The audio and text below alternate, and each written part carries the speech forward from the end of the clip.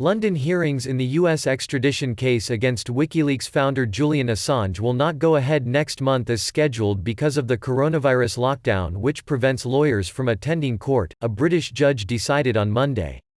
The 48-year-old is held at London's Belmarsh prison, where he is fighting a request by the United States to send him to stand trial for conspiring to hack government computers and espionage.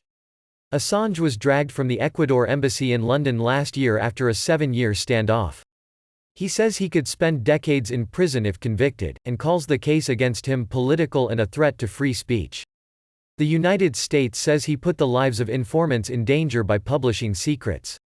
In February, hearings took place for a week and the case was adjourned until May 18 for a further 3 weeks of arguments.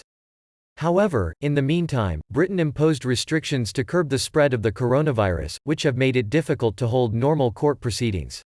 Judge Vanessa Baritzer told a hearing held by conference call on Monday that the case could not be argued properly as long as lawyers were unable to appear in person.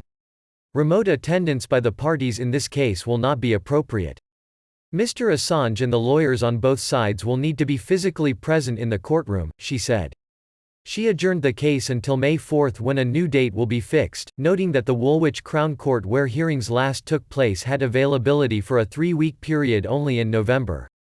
Lawyers for both sides agreed to the delay. Assange's lawyers say the coronavirus lockdown in the prison makes it impossible for them to meet their client. Lawyer Edward Fitzgerald told the judge his legal team had been unable to speak to Assange for a month, bar a few short phone calls. The judge said it was up to the prison to make such conversations possible.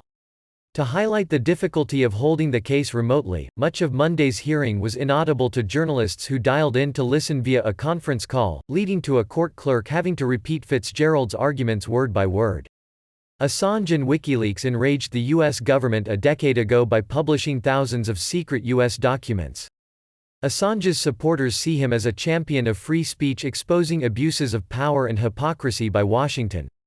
The U.S. authorities say he is wanted not because he embarrassed them but because he endangered informants, dissidents and rights activists in countries including Iraq, Iran and Afghanistan by illegal actions.